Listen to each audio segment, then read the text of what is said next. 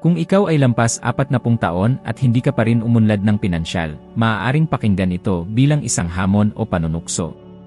Siguro ay nagtrabaho ka na ng buong lakas sa loob ng maraming dekada, sinubukan ang lahat upang mapabuti ang iyong sitwasyon, ngunit tila hindi kailanman naging sapat ang pera. Kaya itanong mo sa iyong sarili, ang tunay bang hadlang ay nasa mundo sa labas, o nasa paraan ng iyong pag-isip? At kung sabihin ko sa iyo na may 5 hakbang na maaaring magsilbing huling tunay na pagkakataon upang baguhin ang iyong buhay, pinansyal man o personal, magkakaroon ka ba ng tapang na makinig hanggang dulo?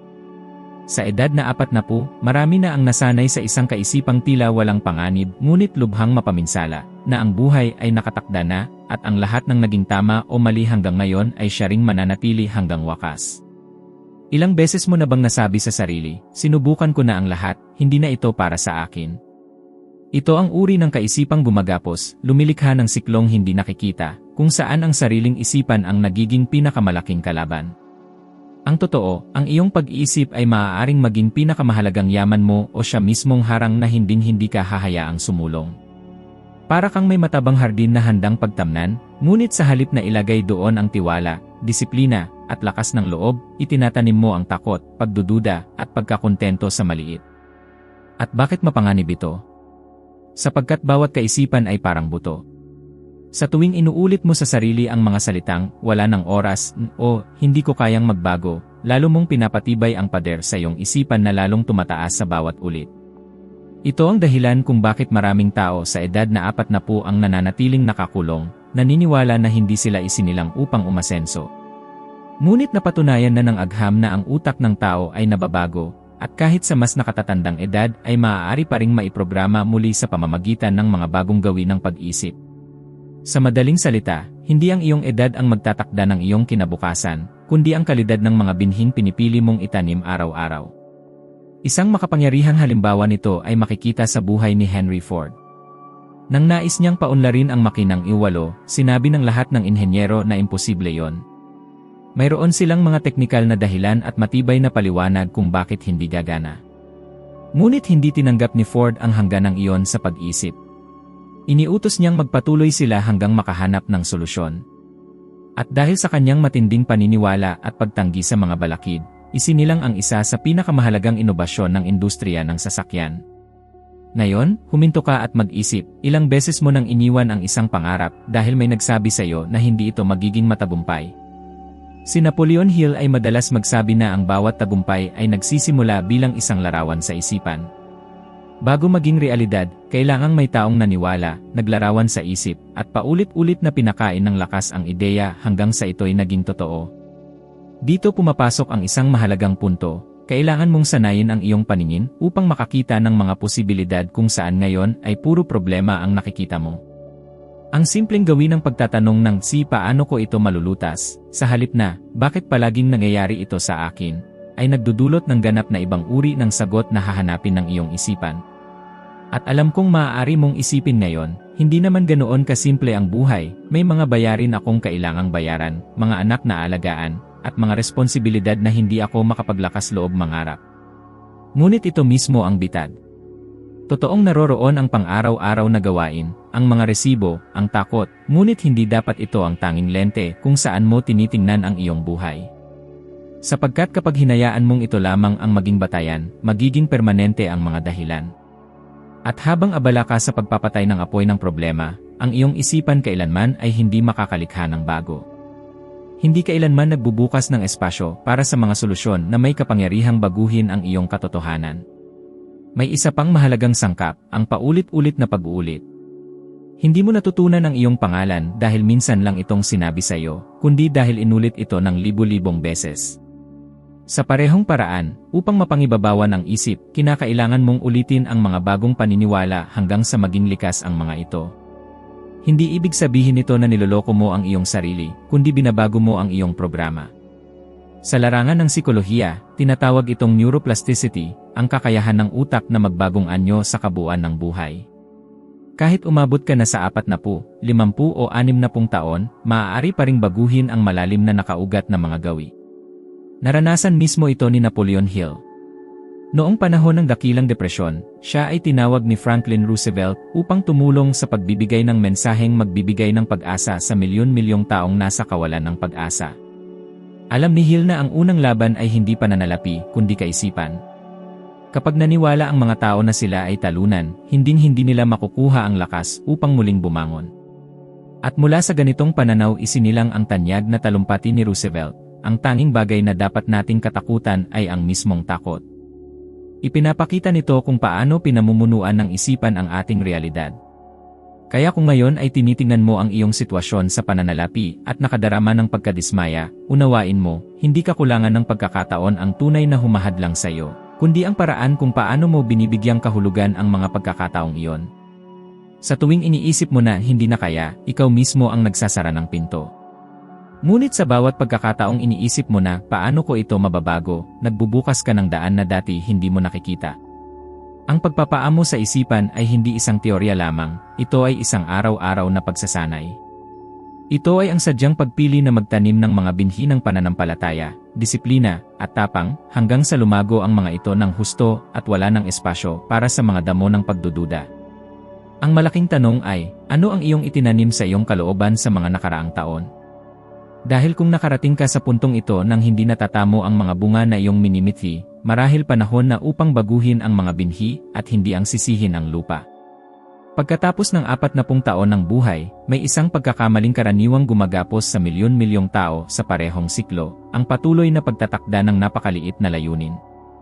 Ang pakiramdam ng seguridad sa paghangad ng maliit ay tila ligtas, ngunit ito mismo ang pumipigil sa anumang tunay na pagkakataon upang umunlad. Ilang ulit mo nang itinakda ang layunin na makabayad lamang ng mga gastusin sa isang buwan, nang hindi iniisip na makapagtayo ng bagay na tunay na makapagbabago sa iyong buhay.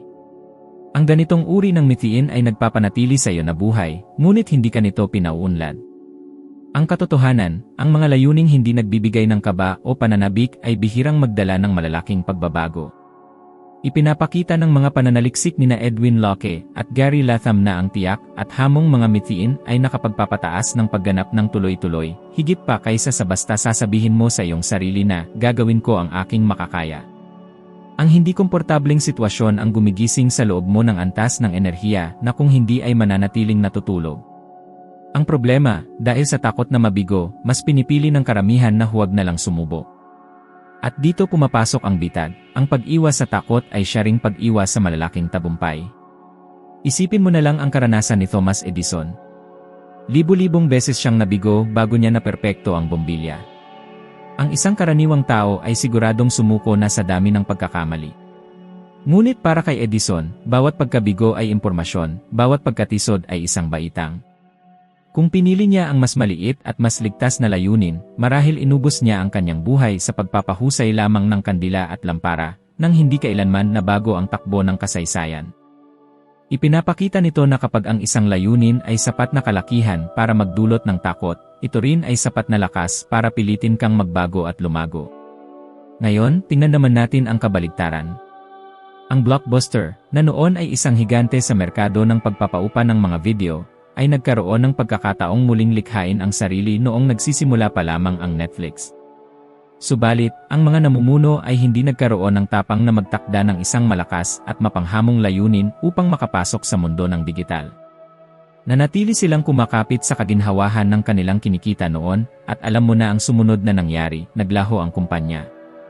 Ito ay patunay na ang hindi pagtangkang lumaban ay may kabayaran din, at madalas ay iyon ang pinakamabigat sa lahat. Mayroon ding isang simpleng paraan na maaaring magparami ng ilang ulit ng iyong pagkakataon na matupad ang anumang layunin, ang gawing konkreto ang mga hangarin. Ayon sa mga pananaliksik ni Peter Gollwitzer, ang pagbuo ng tinatawag na intensyong pangpagpapatupad, ibig sabihin ay ang malinaw na pagtukoy kung kailan, saan, at paano kakikilos, ay malaki ang naidudulot sa tsansa ng tagumpay. Hindi sapat ang basta sabihin na mag-ipon ako ng pera. Kailangan mong linawin, tuwing araw ng Biyernes, sa mismong oras na pumasok ang aking sahod, ililipat ko ang 10% bahagi nito sa ipon bago ko pa man gastusin ang alinmang bagay. Ang ganitong uri ng kaliwanagan ang nagtutulak sa utak upang magtrabaho pabor sa iyo. May isang masakit na katotohanan na bihirang gustong harapin ng tao, malamang ay alam mo na ang kinakailangan mong gawin upang mabago ang iyong buhay, ngunit hindi mo pa rin ginagawa. Ilang beses ka nang nangakong gigising ng mas maaga, mag-ipon ng pera, sisimulan ang proyektong iyon, aalagaan ang iyong kalusugan, at sa huli ay ipinagpaliban mo lang. Ang kawalan ng disiplina ang naghihiwalay sa mga taong nakakatupad ng kanilang pangarap mula sa mga taong puro pangarap lamang. At sa edad na 40, kung saan mabigat na ang takbo ng araw-araw at malalim na nakabaon ang mga nakasanayan, lalong tumitindi ang hamon. Ngunit sa yugtong ito, ang disiplina ay hindi na opsyonal, ito na ang nagiging pagkakaiba sa pagitan ng paggugol ng natitirang panahon sa pagrereklamo o sa wakas ay pag-abot ng iyong matagal ng minimithi. Karamihan ng tao ay naghihintay munang makaramdam ng motibasyon bago kumilos. Ngunit ang motibasyon ay tulad ng hangin, dumarating at umaalis ng walang abiso. Isang pag-aaral mula sa University College London ang nagpakita na karaniwang kinakailangan ng 66 na araw ng tuloy-tuloy na pag-uulit bago maging otomatikong gawi ang isang kilos. Ang ibig sabihin nito ay hindi ka maaaring umasa lamang sa biglaang inspirasyon, kailangan mong buuin ang pagkakapare-pareho hanggang maging bahagi na ito ng iyong pagkatao. Ang disiplina ang siyang lumilikha ng pagbabago mula sa simpleng pagsisikap tungo sa mismong identidad mo. Narito pa ang isang punto na hindi napapansin ng marami, sa bawat pagkakataon na pinapairal mo ang katamaran, sinasanay mo ang sarili mong sumuko. Sa kabilang banda, sa bawat pagkakataon na ginagawa mo ang kinakailangan, kahit wala kang gana, pinapalakas mo ang kalamnan ng disiplina. Parang sa pag-ehersisyo, ang unang ulit ay mabigat, ang pangalawa ay mahirap din, ngunit kapag naging tuloy-tuloy, ang katawan ay umaangkop at tumutugon. Sa isip at sa mga nakasanayan, pareho ang proseso. Punang mundo ng mga talento na nauwi sa wala dahil hindi natutong panatilihin ang disiplina ang mga tao. Isipin si Mike Tyson, na umabot sa tugatog ng boxing habang napakabata pa, ngunit dahil hindi niya nakontrol ang kanyang mga bugso at mga kaugaliang sumisira sa sarili. Nawala sa kanya hindi lamang ang kanyang kayamanan na katumbas ng higit sa 3 bilyong piso, kundi pati ang bahagi ng kanyang reputasyon. Ipinapakita nito na ang talento na walang disiplina ay hindi makapagpapanatili ng tagumpay sa mahabang panahon. Sa kabilang banda, mayroon namang halimbawa tulad ni J.K. Rowling na sumulat ng Harry Potter bilang isang inang walang katuwang, dumaraan sa matinding suliraning pinansyal. Ngunit araw-araw na nangakong magsusulat kahit walang kasiguraduhan ng tagumpay. Ang kanyang disiplina ang siyang nagbago ng isang simpleng ideya tungo sa isang pandaigdigang kababalaghan. Lagi niyang ipinaglalaban ni Napoleon Hill na ang disiplina ang nagsisilbing tulay sa pagitan ng pagnanais at ng katuparan. At siya mismo ang nagpatunay nito sa kanyang sariling buhay. Nang hamunin siya ni Andrew Carnegie na gugulin ang mahigit 20 taon sa pakikipanayam sa mga pinakamatagumpay na lalaki sa Estados Unidos, hindi siya binigyan ng anumang sahod. Madali sana siyang sumuko sa unang mga buwan dahil iyon ay isang trabahong mabigat, walang agarang gantimpala at puno ng pagdududa. Ngunit ang kanyang pagpapatuloy, kahit sa gitna ng kakulangan at ng mga puna, ang nagbigay daan sa pagkakalikha ng isa sa pinakamakapangyarihang aklat sa kasaysayan ng pag-unlad ng sarili. At ang mahalagang tanong ay ito, ikaw ba ang may hawak sa iyong mga nakasanayan o sila ang may hawak sa iyo? Kapag umabot na sa 40 taon ng tao, marami na ang nag-aalinsunod lamang sa otomatikong gawi, nagigising ng huli, ginugugol ang maraming oras sa mga social media, gumagastos ng hindi pinag-isipan, kumakain ng hindi malusog, nagrereklamo sa amo, at inuulit ang lahat sa susunod na araw. Sa huli, hindi nila napapansin na ang negatibong uri ng disiplina ay lumilikha rin ng mga bunga, ngunit mga bungang puno ng pagkadismaya, pagkakatigil at kawalan ng pananaw. Palaging umiiral ang disiplina, ang kaibahan lamang ay kung gagamitin mo ito para sa iyong ikabubuti o laban sa iyo. Ang magandang balita ay maaaring sanayin ang disiplina. At nagsisimula ito sa maliliit na bagay. Tumupad sa oras na itinakda mong bumangon, umiwas sa isang biglaang pagbili, tapusin ang isang gawain ng hindi ipinagpapaliban. Ang mga simpleng hakbang na ito ay nagtitipon ng lakas, hanggang sa matutunan ng iyong isip na ikaw ay isang taong tumutupad sa kanyang mga ipinapangako. At kapag nakabaon na ang ganitong pagkakakilanlan, ang disiplina ay tumitigil na maging pasanin at nagiging likas na lamang. Kaya ang tanong para sa iyo ay payak, nais mo bang ipagpatuloy na hinahayaang itulak ka ng buhay, laging umaasa sa mga pangyayari, o handa ka bang kunin ang pamumuno sa iyong mga gawi at, bilang resulta, sa iyong kapalaran? Sapagkat ang kaibahan ng mga nagiging mayaman at ng mga nag-aaksaya ng buhay sa pag-iyak ay bihira namang nakasalalay sa talento o kapalaran. Kadalasan, nakatago ito sa tahimik na disiplina ng paggawa ng dapat gawin kahit walang nakatingin. Pagkaraan ng 40 taon, isa sa pinakamapanganib na patibong ay ang paniniwala na huli na upang baguhin ang kapaligiran, na ang mga tao sa paligid mo ay hindi na talaga nakakaapekto sa iyong buhay. Ngunit ang totoo, alam mo man o hindi, patuloy ka pa ring hinuhubog ng mga tinig, kilos at mga gawin ng iyong mga kasama. Kapag ginugol mo ang pinakamaraming oras kasama ang mga taong puro reklamo tungkol sa ekonomiya, naniniwala na ang pagyaman ay para lamang sa maswerte, at kontento na sa pagtatrabaho para sa pinakapangunahing pangangailangan, unti-unti mong isinasalo ang ganoong pananaw sa mundo. At kahit hindi mo namamalayan, ang mga ideyang iyon ay tahimik na pumapasok sa iyong kaisipan at siya namang nagtatakda ng hangganan ng iyong pinaniniwalaang posible para sa sarili mo. Ito ang dahilan kung bakit paulit-ulit na binigyang diin ni Napoleon Hill ang kapangyarihan ng bilog ng impluwensya. Sa mahigit 20 taon niyang pakikipanayam kina Henry Ford, Thomas Edison at Alexander Graham Bell, napansin niyang walang sinuman ang nakarating sa tugatog ng mag-isa. Lahat sila ay may mga taong malapit na nagbibigay inspirasyon, umahamon at patuloy na humihiling ng pinakamainam sa kanila.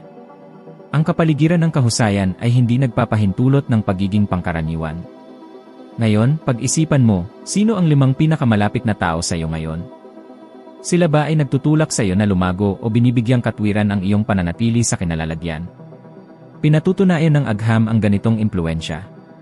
Isang pag-aaral na inilathala sa New England Journal of Medicine ang nagpakita na ang mga gawi gaya ng pagiging labis na mataba ay ang paninigarilyo at maging ang mga ugali sa paggamit ng pera ay madalas kumalat sa mga bilog ng pakikipag-ugnayan, halos katulad ng isang hindi nakikitang sakit.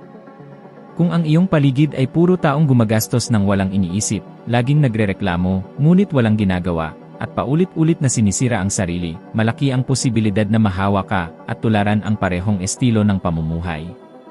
Sa kabilang banda, kung ang kasama mo ay mga taong disiplinado, nakapokus, at determinado, unti-unti ring nagiging normal sa iyo ang ganoong asal. Ngunit dito pumapasok ang isang maselang punto. Madalas, ang mga pinakamalapit sa atin, mga kaibigang kalaro noong kabataan, mga kamag-anak, mga kasamahan sa trabaho, ay hindi makakaunawa sa iyong kagustuhang umasenso. Sinasabi nila na masyado kang nangangarap ng mataas at na mas mabuting maging praktikal. Sa katunayan, ipinapakita lang nila ang sarili nilang takot at kawalan ng tiwala sa kanilang kinabukasan. Ito mismo ang pinagdaanan ni Oprah Winfrey. Ipinanganak siya sa matinding kahirapan, nakapalibot sa mga taong hindi naniniwalang may kinabukasan siya. Ngunit pinili niyang humanap ng mga tagapayo at mga taong may mas malawak na pananaw. Ang naging bunga nito ay isang karerang umabot sa halaga ng mahigit 100 bilyong piso, nakatayo sa pundasyon ng kanyang tapang na palitan ang negatibong impluwensya ng mga boses na naniwala sa kanyang kakayahan.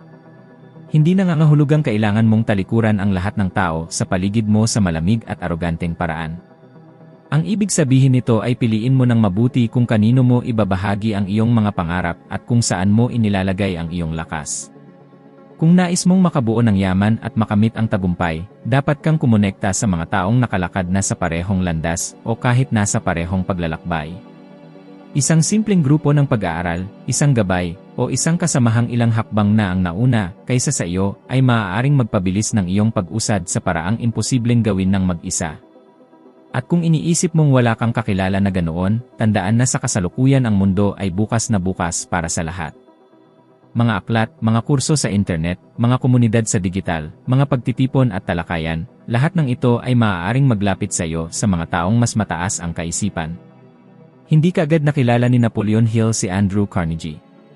Nagsimula siya ng maliit, ini-interview ang mga tao sa kanyang lugar, hanggang sa dumating ang pagkakataong ipinakilala siya sa taong bilyonaryong nagbago ng kanyang direksyon sa buhay. Isa itong sunod-sunod na sinadyang desisyon na makisama sa mas mahuhusay, hanggang sa siya mismo ang naging huwaran para sa iba. Mahalagang maunawaan mo na ang enerhiya ay nakakahawa. Napansin mo na ba na matapos makausap ang isang taong puno ng inspirasyon, parang gumagaan ang loob mo at bigla kang ginaganahang kumilos? At ganoon din, mararamdaman mong parang nauubos ang lakas mo sa loob lamang ng ilang minuto kapag ang kaharap mo ay punang negatibong pananaw. Hindi ito aksidente, ito ay paraan ng ating utak na ginagaya ang emosyonal na estado ng iba. At pagdating ng edad na 40, wala ka ng oras para sayangin sa pagtanggap ng mga enerhiyang humihila pababa sa iyo. Dumarating ang yugto ng buhay kung saan naiisip mong nakabasa ka na, nag-aral ka na, nakapakinig ka na ng maraming payo, at nangarap ka na ng sobra, ngunit walang tunay na nangyari dahil kulang ang nag-iisang bagay na nagpapaikot ng lahat. Aksyon.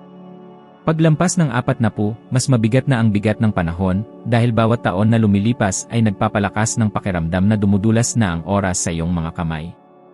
Ilang beses ka nang na-inspire matapos magbasa ng aklat, manood ng video, o makinig sa isang talumpati, ngunit kinabukasan ay bumalik ka sa parehong nakasanayang gawain na para bang walang nagbago. Ito ang malalim na puwang sa pagitan ng kaalaman at paggawa na nagpapanatili sa napakaraming tao sa pamumuhay na karaniwan at hindi natutupad. Ang pinakamalaking pagkakamali ay ang paghihintay sa perpektong sandali. Ang pag-aakalang kailangan munang magkaroon ng mas maraming pera, mas mahabang oras, mas malakas na katawan, o mas matatag na seguridad. Ngunit ang totoo, hindi kailanman dumarating ang ganap na tamang oras. Laging may kasamang mga bagay na hindi tiyak ang buhay. Laging may darating na mga bayarin, mga anak, tungkulin at bigla ang problema. At dahil mismo dito, ang mga taong tunay na umuunlad ay natututo kung paano kumilos sa gitna ng kaguluhan, hindi lamang kapag maayos na ang lahat. Ang mga dakilang nagtagumpay ay hindi naghintay ng kasiguruhan. Sila ay nagsimula kahit na puno ng pag-aalinlangan, nagsimula kahit wala pang lahat ng kaalaman, nagsimula kahit may takot sa puso. Ang kaibahan ay nagsimula sila. Ipinapakita ng agham na ito ang susi. Ayon sa mga pag-aaral na inilathala ng Harvard Business Review, ang mga taong agad na kumikilos sa isang ideya, kahit na hindi perpekto ang unang hakbang, ay may napakalaking pagtaas ng posibilidad na makamit ang konkretong resulta kumpara sa mga taong naghihintay ng mas malinaw na plano. Sapagkat ang pagkilos ay nagbubunga ng tunay na impormasyon, at ang impormasyon ay nagdudulot ng mga pagsasaayos.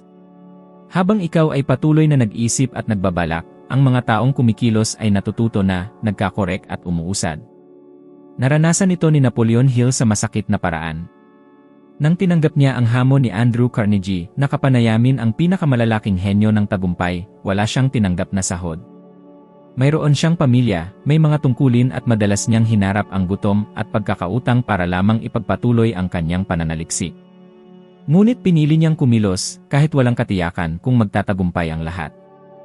Ang lakas ng loob na magpatuloy sa kabila ng kawalan ng kasiguruhan ang naging dahilan kung bakit makalipas ang ilang dekada ay naipon niya ang lahat ng kaalaman at naisulat ang aklat na Think and Grow Rich, isang akdang nakaapekto sa milyon-milyong tao sa buong mundo. Isipin kung siya ay naghintay muna ng kasiguruhan bago kumilos. Malamang ay wala ni isa ang nakarinig tungkol sa kanyang ginawa. At kung titignan mo ang mga makabagong panahon, mapapansin mong ito mismo ang naghihiwalay sa mga gumagawa ng pagbabago at sa mga nananatiling nakahinto. Si Steve Jobs ay hindi naghintay na magkaroon ng perpektong opisina. Nagsimula siya sa isang garahe. Si Jeff Bezos ay hindi naghintay na sumikat muna ang pagbili ng mga bagay online. Nagsimula siyang magbenta ng mga aklat sa internet noong halos walang naniniwalang magkakaroon iyon ng kinabukasan. Sa kabilang banda, napakaraming talento ang nawala dahil palaging naghihintay hanggang sa sila ay handa na kuno. Ilang ideya na ba ang nanatili lamang sa papel at tuluyang nalimutan dahil hindi kailanman sinubukan? Kaya ang kailangan mo ngayon ay hindi dagdag na impormasyon, kundi isang konkretong hakbang. Maaring maliit, ngunit totoo. Maaaring ito ay pagpapadala ng isang liham sa pamamagitan ng email, pagbubukas ng isang negosyo, pagtanggal ng gastusing hindi kailangan, pag-enroll sa isang kurso, o pagsisimula ng proyektong matagal mo nang ipinagpapaliban. Hindi ganoon kahalaga ang laki ng aksyon kumpara sa simpleng katotohanan na ikaw ay kumikilos. Sapagkat kapag gumalaw ka, kahit hindi perpekto, gumagalaw din ang universo kasabay mo. Ngayon, narito ang isang hamon. Ano ang isang bagay na kaya mong gawin ngayon mismo, ngayong araw na ito, na maaaring baguhin ang takbo ng iyong linggo? Hindi bukas, hindi pagkatapos ng bakasyon, hindi kapag dumating na ang iyong sahod. Ngayon. Dahil ang iyong buhay ay hindi nagbabago sa hinaharap, nagbabago ito sa mismong sandaling piliin mong kumilos. Ang magtatakda ng pagkakaiba sa mga darating na taon ng iyong buhay ay hindi isang panibagong video na iyong mapapanood, kundi ang desisyong bumangon at gawing galaw ang lahat ng iyong natutunan. At kung tunay mong pinaniniwalaan na may pagkakataon ka pa upang umunlad at mabuhay ng mas makabuluhan, tandaan na ang pagkakataong iyon ay umiiral lamang sa mismong sandali na nagpasya kang kumilos. Hindi mahalaga kung ikaw ay may 40, 50 o 60 taon na, ang tunay na huhubog sa iyong kinabukasan ay hindi ang oras na lumipas kundi ang mga desisyong gagawin mo mula sa ngayon. Ang bawat pagbabago ay nagsisimula sa iyong isipan at nagiging totoo lamang sa pamamagitan ng aksyon. Kung naunawaan mo ito, nasa unahan ka na ng karamihan. At para ipagpatuloy ang tuloy-tuloy mong pag-angat, nais kitang anyayahan na panoorin ang susunod na video na makikita mo na sa iyong screen. Dito, akyat ka pa ng isang baitang sa iyong paglalakbay patungo sa karunungan at magiging mas mabuting tao ng kahit 1% kumpara sa ngayon. Maraming salamat sa iyong pananatili hanggang dito, at inaasahan kong makasama ka muli sa susunod na video.